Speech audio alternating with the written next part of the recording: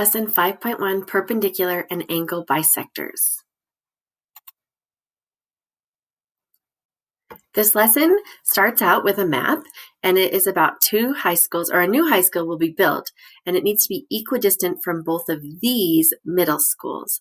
So it says locate a point that is 12 miles from each school. So you can manipulate this, and it actually tells you the dimensions right here.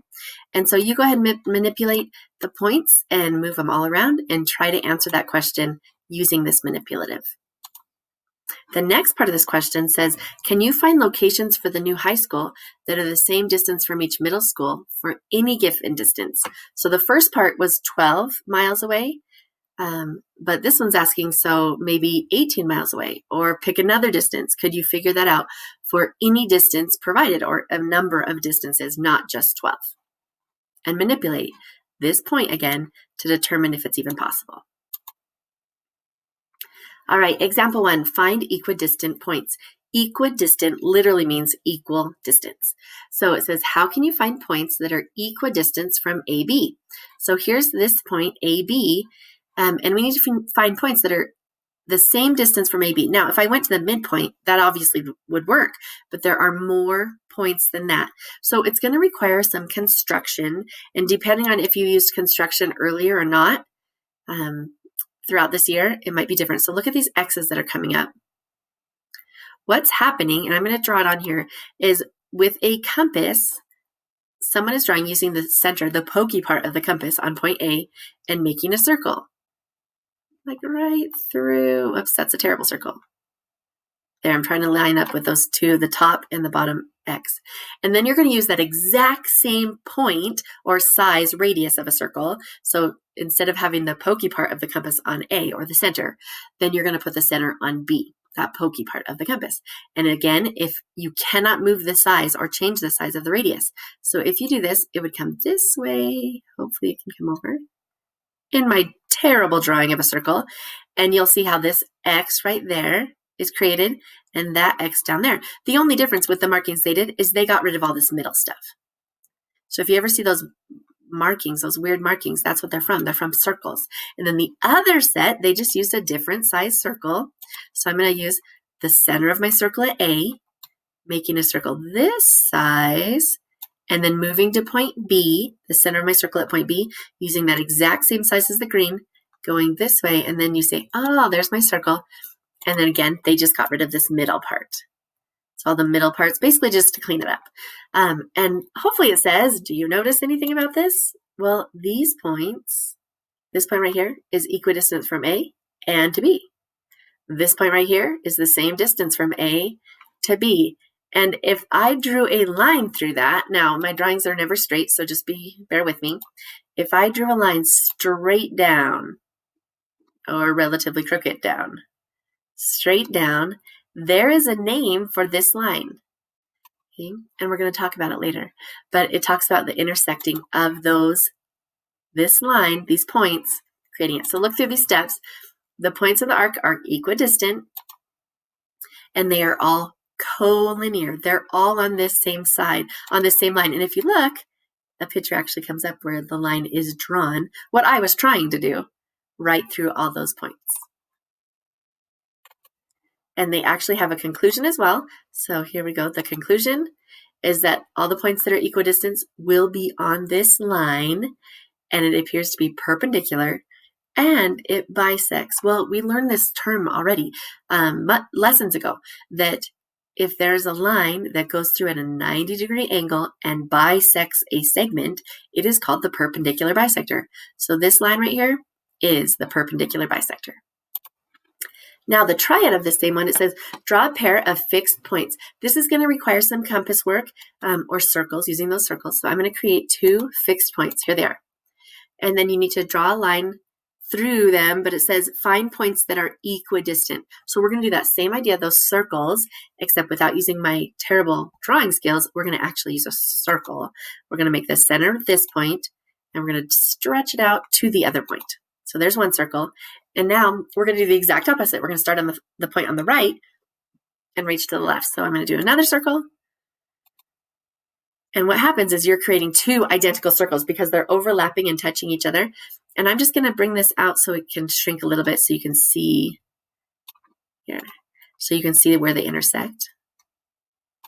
So look, there's an intersection point here and here. And if I drew a line through those, that line right there is the perpendicular bisector. And you can do that. You can make all different size circles. And in fact, I recommend it because this is how we are going to do constructions online. So online, you can use these tools. In live person without the computer, then you would use a compass and use this identical or congruent circles. Perpendicular bisector theorem. Here's the first rule. This is what we've been talking about. It says, if a point is on the perpendicular bisector, in this case point P, which it is, then it's equidistant from the endpoints. So PX will be the same as PY, which is what it says. So it's on the perpendicular bisector. See how it's bisected? These two sides were the same. Now, if they're congruent, you have that triangle. A triangle appears. And if you have two sides that are congruent on a triangle, that's an isosceles triangle. So then you have to think back to all the rules that we've dealt with triangles and isosceles triangles specifically. Okay, the converse also works.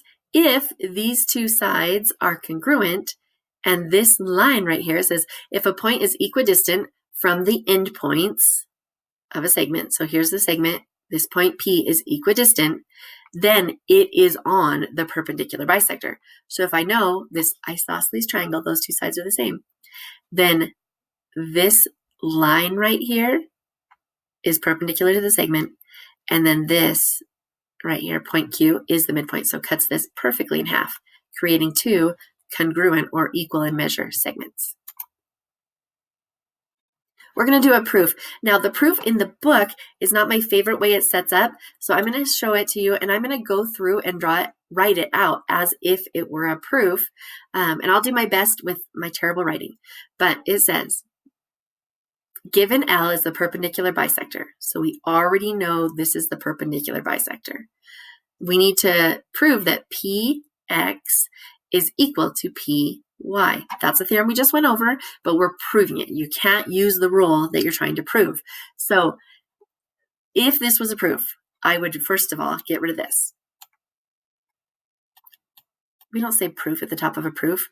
We say statements. So this would be statements. And if this was a 2-column proof, this would be my left column. Statements in my terrible writing with the mouse. Okay, on the right side over here, these would be my reasons. And just for time, I'm just going to say R-E-S. Oh, well, I might as well finish. Reasons. Okay, so it says XQP. XQP is going to be the same as YQP. Well, this is a 90 degree. Wouldn't the other side be a 90 degree? There's a rule for that. So I'm going to click this right here. This is the reason. So it's not my favorite how they didn't put it in 2-column, but it still works. So they have the visual or the statement, and then here is the reason or the rule. And so this literally would be on the right side of the proof. So all right angles are congruent. So you can write that rule right here. Okay, let's look at the next part. PQ is congruent to PQ. Hopefully you realize that something is congruent to itself. It's the reflexive property. So here, reflexive, we would take and write in our 2-column proof, I would write reflexive property. Flexive. Okay, and remember this, if this was a 2-column proof. So this one lines up perfectly. The rule's right there. But this one I had to write out because they put the reason way over here. Okay, now XQ is congruent to YQ. I like to show this one so you can see it. It is the perpendicular bisector. So Q is going to be the midpoint. Now there's a couple different ways you can decide this or figure this out. But if this is the perpendicular bisector, these literally are using the definition of bisect. And it says this is the midpoint. So since this right here, the word bisector is used, I would not say Q is the midpoint. I would say definition of bisector because that's what's given. So I'm going to put right here, instead of saying it's the midpoint, I'm going to say definition. So DEF, definition of bisector. Okay, now look at those triangles. This is a huge jump, and I'm going to erase all this stuff, this mess, just a second. Okay, so all that mess is erased. I'm going to slide this up. It goes from this stage, and it jumps to saying that PX is PY. I disagree with this. I think, first, you have some missing steps in there. You need to say that these triangles are congruent, which I'm hoping you remember the 5 rules that we talked about a long time ago. So these these triangles are congruent by one of the 5 rules. So we have a side here by the reflexive property. We have an angle or sets of angles that are congruent, and then we have this other side because it was bisected. So by side, angle, side, these triangles are congruent. That step should be right here, that the triangles are congruent. Then you can go and say the CPCTC, there it is, CPCTC, that because the triangles are congruent, then these 2 segments are congruent. So make sure, if you were writing a proof, make sure to have that piece in there where you're proving the triangles are congruent first. Okay, using the perpendicular bisector. Mr. Lee wants to park his ice cream cart on Main Street so that it's equidistant from the entrances. So first of all, find the entrances of the park. I'm going to put dots on them or points right here. The zoo entrance looks like it's right here. And the park entrance looks like it's right here. So we need somewhere to park on Main Street that is equidistant from those 2 points. Well, that's what we did at the very beginning, where you have those 2 points and you make a circle and the exact same size circle or congruent circle from both points. So if I just did this freehand, I'm going to pretend like my compass is here, or my center, and I'm making a circle the best I can.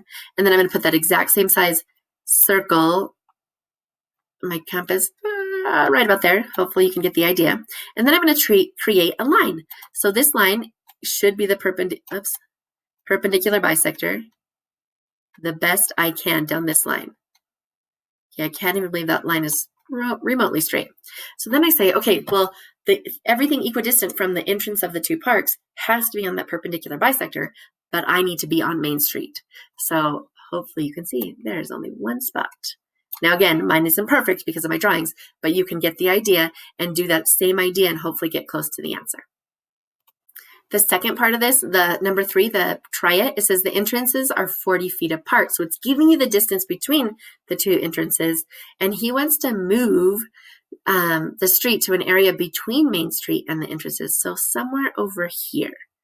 Okay, somewhere in this area, not on Main Street. Go ahead and read that question and try to figure out where it's going to be if the stipulations change a bit. Okay, now we're going to apply the perpendicular bisector theorem.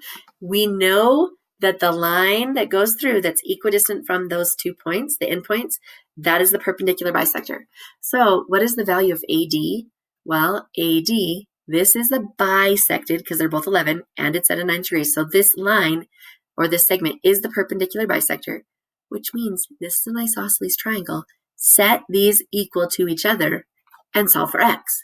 Once you get x, plug it in to find AD. So you'd find x and plug it in 3 times whatever you get plus 2. Okay, here's some more algebra involved. So what is the value of WY? Again, WY, this is the perpendicular bisector because this is an isosceles triangle. So set these 2 equal to each other. 5n minus 2 equals 2n plus 7 because we know they're congruent. And then solve for n. Once you get n, you would have to plug it in because it's not asking for n, it's asking for WY. And then what is the value of OL? I really like this problem. So if you look at this big triangle here, and I'll try to not destroy it here. This bigger triangle right here. This is an isosceles triangle, 17, 17. This is 14, perpendicular bisector, which means this right here is also 14. But then you have another triangle, another isosceles triangle, 9, 9. Remember, this base right here is 14. We said it's the same. So if this is 14, what would from O to L be? Just this distance. And hopefully you can figure that out. Okay, this problem, you actually have a little video, and I'll show you. Okay, so it goes through and shows you. You might want to watch, you definitely want to watch that so you can see what it's going through. And if I just scroll this down, you'll see the guy moving, or they're trying to figure out basically how can this guy be equidistant from both conveyor belts right here on each side. Okay, there's a question that goes with that. So at first you just watch this video. And then you're going to try, it says, consider the two triangles that are resulting. So see this triangle up here and this triangle right here. Notice these angles are the same, which means this line is the angle bisector. Now it's saying, let's see, how are the triangles related? This top triangle and this bottom. So think of those 5 rules. Are they congruent? Are they not? But I just want to point something out. You have right angles. You have angles that were bisected, creating congruent angles. And then you have this right here, this segment or side of the triangle that is the same on both triangles. That's a hint. It's the same on both. Use the reflexive property, and then hopefully you'll figure out what's the relationship. Are they congruent? Are they not? Angle bisector theorem. Well, here it is. This is going to give away the answer. It says, if a point is on an angle bisector, so angles bisected, and there's a point, this point D, anywhere on this angle bisector, then it will create equal distances. So this distance to the outside of the angle and this distance from D to C are going to be congruent. So if you have an angle and it's bisected, that any point on this angle bisector, right here, any point along here will be equidistant to each side of the angle. The converse is also true. So if you have a point that's equidistant to the sides of the angle, equidistant here, then that point is on the angle bisector. So it's saying, so then it is bisected.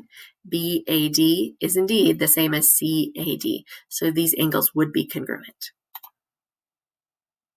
Now we're going to try some things with it. So it says, oh, these angles are bisected. These are the same distances, which means I should set these equal to each other since the distances are congruent.